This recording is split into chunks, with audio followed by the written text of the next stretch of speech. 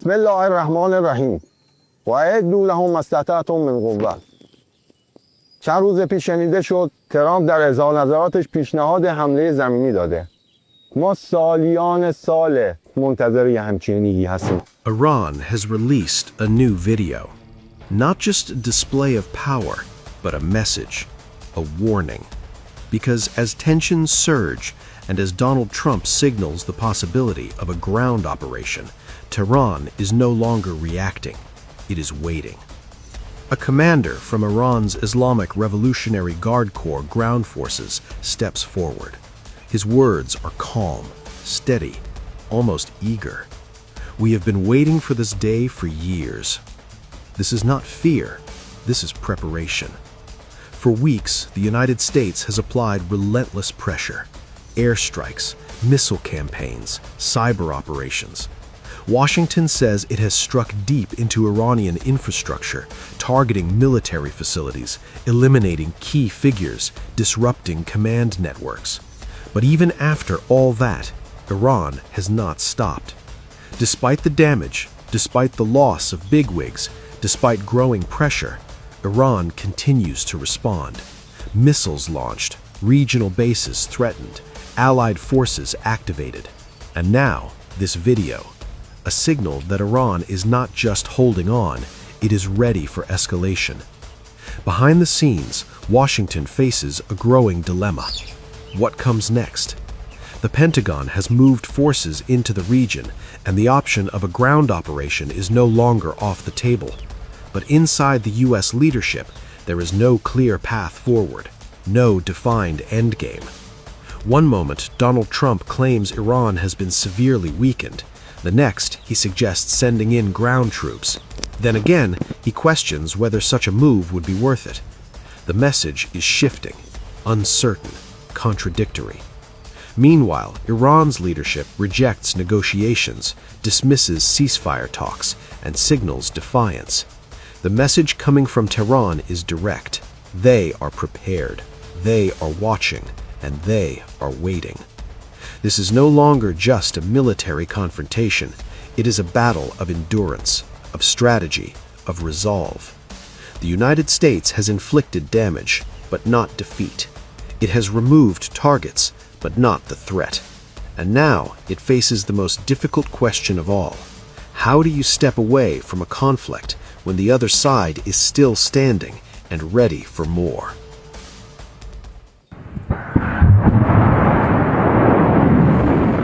The war with Iran is not just being fought on battlefields. It's being fought in factories, in stockpiles, and in the very limits of military power.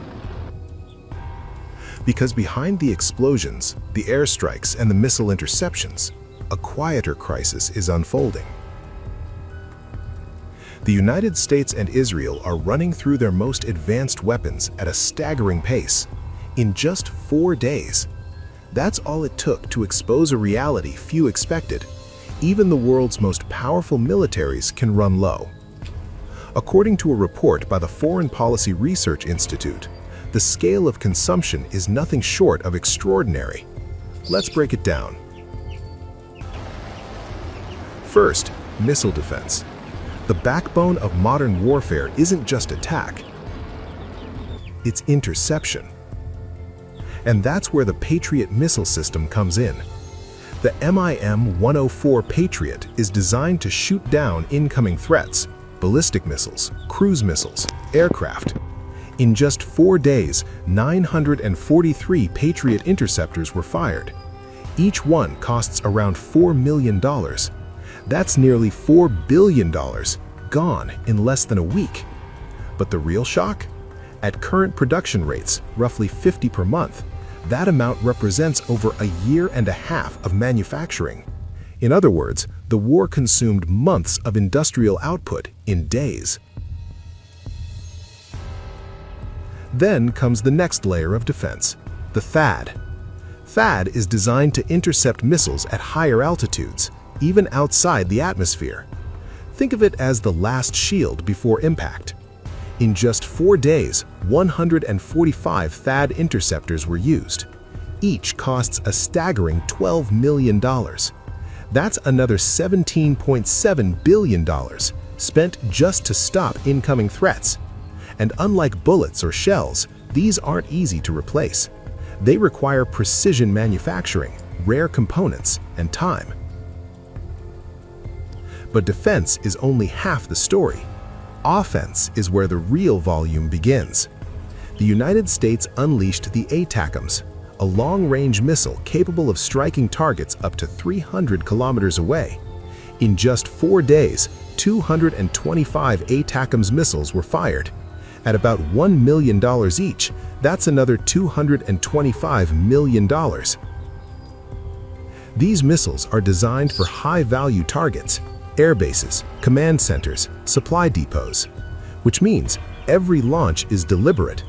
And yet, the numbers show just how intense the fighting has become. Then there's one of the most iconic weapons in modern warfare, the Tomahawk cruise missile. Precision-guided, long-range, devastating. Used to strike targets from hundreds of miles away with pinpoint accuracy. In just 4 days, 375 Tomahawk missiles were launched, each costing roughly $2 million. That's $750 million in a matter of days. These missiles are designed to open conflicts, cripple infrastructure, and send strategic messages. But here, they're being used continuously, relentlessly. And then comes the most powerful weapon in this arsenal, the GBU-15 Massive Ordnance Penetrator. This is no ordinary bomb. It's a bunker buster, designed to penetrate deep underground before exploding. Built to destroy hardened facilities like nuclear sites or fortified command centers.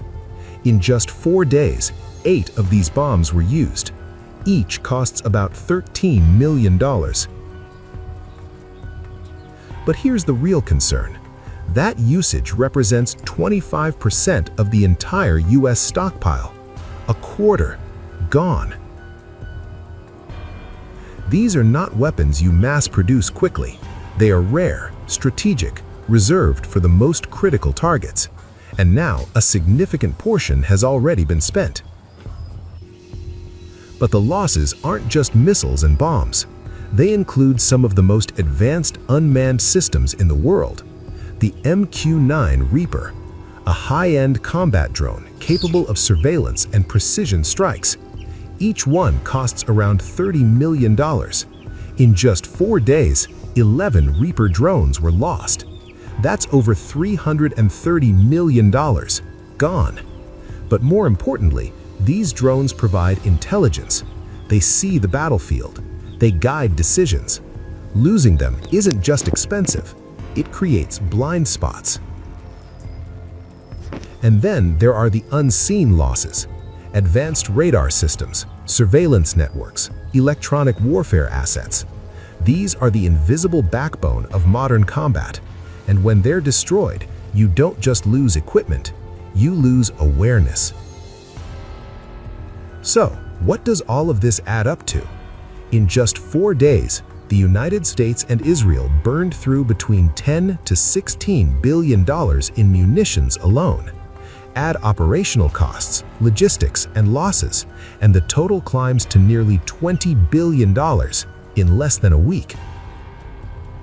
But the bigger question is not cost, it's sustainability. Can even the most powerful military in the world keep up this pace? Because modern warfare isn't just about who has the best weapons, it's about who can keep producing them. Factories are now as important as fighter jets. Supply chains are as critical as soldiers, and time is becoming the most valuable resource of all. Because if this pace continues, stockpiles will shrink, production lines will strain, and the balance of power could begin to shift, not because of strategy, but because of supply. The Earst War with Iran is revealing a new kind of battlefield, one where victory isn't just decided by firepower, but by endurance. And right now, that endurance is being tested like never before.